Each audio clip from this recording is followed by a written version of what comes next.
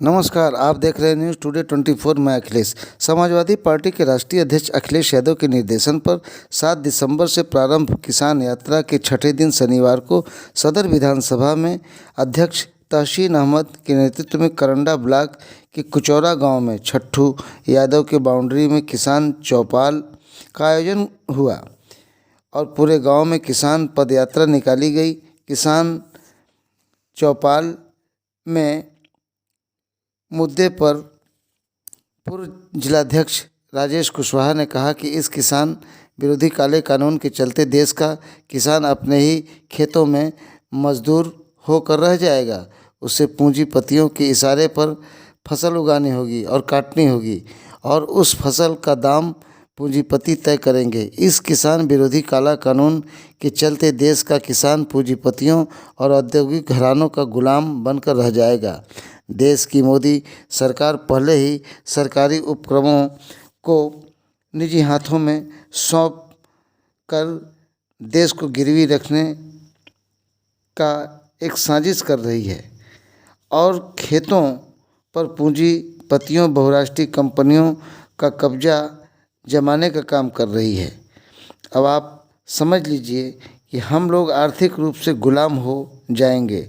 दुनिया की कोई ताकत हमें राजनीतिक रूप से गुलाम होने से नहीं रोक सकती है। उन्होंने एक ईस्ट इंडिया कंपनी का उदाहरण दिया। ईस्ट इंडिया कंपनी व्यापार के बहाने हमें गुलामी की जंजीरों में कितने सालों तक जकड़ दिया था, आप जानते हैं। उस गुलामी से मुक्ति पाने के लिए इस देश को कितनी बड़ी कुर्बानी देनी पड़ी। आपको बता दें कि हमारे देश के लोग उसे शायद ही भूले होंगे।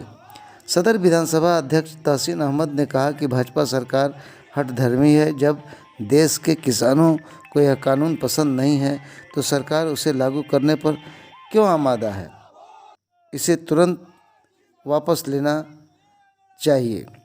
सरकार पूंजीपतियों के दबाव में है। सरकार किसानों के बातों को नज़रअंदाज कर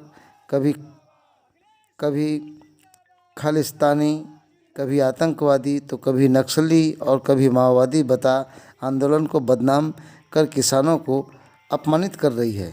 सरकार को चाहिए कि किसानों की बात सुनकर उनका सम्मान करे और काले कानून को तत्काल वापस करें।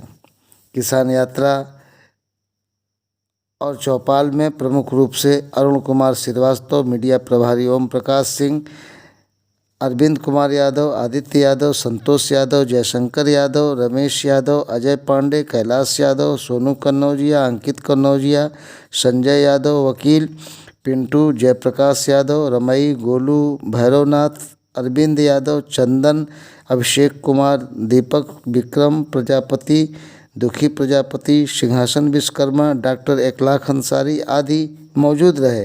किसान चौपाल का संचालन बलिराम यादव ब्लॉक प्रभारी करंडा ने किया।